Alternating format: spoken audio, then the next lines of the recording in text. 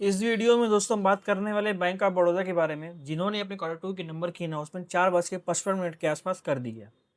यह वीडियो सिर्फ और सिर्फ एजुकेशनल पर्पज के लिए है। बात करें बीओडी आउटकम की, तो कंपनी ने सिर्फ ओनली रिजल्ट्स की अनाउंसमेंट की है। स्प्लिट बोनस और डिविडेंड के रिगार्डिंग कोई भी अनाउंसमेंट नहीं है।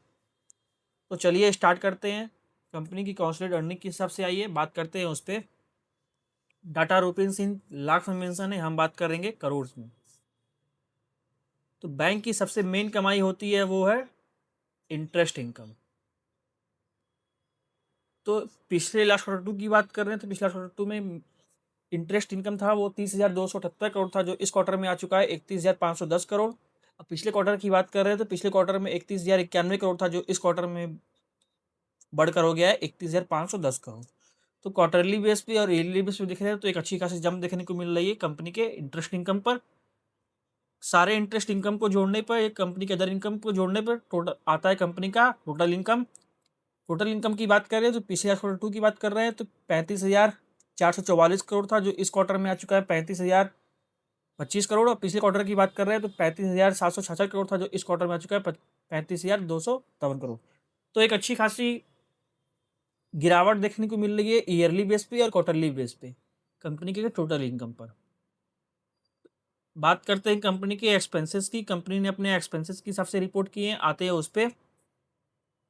तो पिछले क्वार्टर टू की बात कर रहे हैं तो पिछले क्वार्टर टू में कंपनी के एक्सपेंसेस 25,000 करोड़ थे, जो इस क्वार्टर में आ चुके हैं 27 पे। और पिछले क्वार्टर की बात करें तो 27,529 करोड़ थे, जो इस क्वार्टर में आ चुके हैं 27,498 करोड़। तो एक एक्सपेंसेस की बात कर रहे हैं तो क्वार्टरली बेस में एक्सपेंसेस गिरे हुए देखने को मिल रहे हैं, लेकिन ईयरली बेस की बात करें तो ईयरली बेस पे एक्सपेंसेस बढ़े हुए देखने को मिल रहे हैं। एज ए कंट्रोल एक्सपेंसेस देखने को मिल रहे हैं इस क्वार्टर में। आते हैं कंपनी के प्रोविजन पर। कंपनी ने अपने प्रोविजन के हिसाब से रिपोर्ट किए हैं, बात करते हैं उस पर। तो प्रोविजन की बात करें तो पिछले क्वार्टर की बात करें तो पिछले क्वार्टर में प्रोविजन इनके 2300 करोड़ थे, जो इस क्वार्टर में आ चुके हैं 1232 करोड़। और पिछले क्वार्टर की बात कर रहे हैं तो 1966 करोड़ थे, जो इस क्वार्टर में गिर कर हो चुके हैं 1232 करोड़। तो provision year two year base पे देखने को मिल और क्वार्टरली बेस पे देखें तो प्रोविजन गिरते हुए दिखाई दे रहे हैं कंपनी के।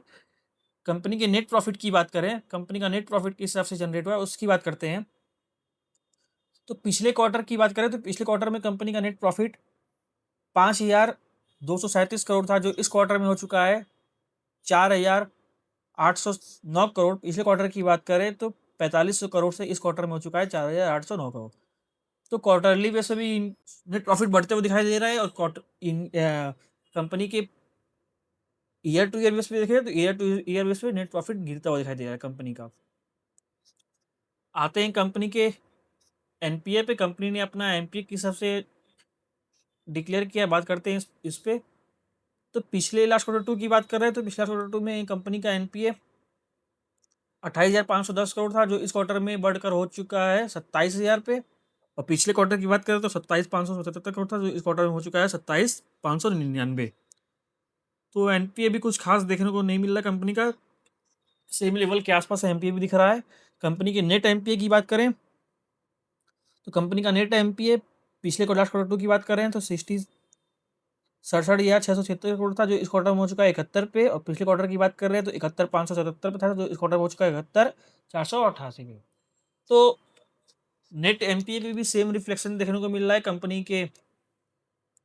क्वार्टरली बेस की बात करें तो क्वार्टरली बेस पे भी एनपीए हल्का सा गिरता हुआ दिखने को मिल रहा है, और ईयरली बेस की बात करें तो ईयरली बेस पे भी एनपीए बढ़ता हुआ दिखाई दे रहा है। तो मिक्स रिजल्ट देखने को मिल रहे हैं बैंक ऑफ बड़ौदा के। बात करें कंपनी के डेट टू इक्विटी रेशियो पे, डेट टू इक्विटी रेशियो की सबसे मेंशन है, बात करते हैं उस पर। तो डेट टू इक्विटी रेशियो की बात करें तो 0.7 था, जो इस क्वार्टर में बढ़कर हो गया है 0.63। और पिछले क्वार्टर में था 0.57, जो इस क्वार्टर में हो चुका है 0.63। आते हैं कंपनी के एपीएस पे। कंपनी ने अपना एपीएस के हिसाब से डिक्लेयर किया, बात करते हैं उस पर। तो कंपनी की ईपीएस की बात करो तो पिछले क्वार्टर में कंपनी का ईपीएस 10.13 था, जो इस क्वार्टर में हो गया है 9.30। पिछले क्वार्टर की बात करें तो 8.78 था, जो इस क्वार्टर में हो गया है 9.30। तो क्वार्टरली बेस पे एक अच्छी खासी इंक्रीज देखने को मिल रही है ईपीएस में, बट ईयरली बेस पे भी गिरावट देखने को मिल रही है कंपनी के ईपीएस में। तो ओवरऑल कंपनी के रिजल्ट्स मिक्स देखने को मिल रहे हैं दोस्तों।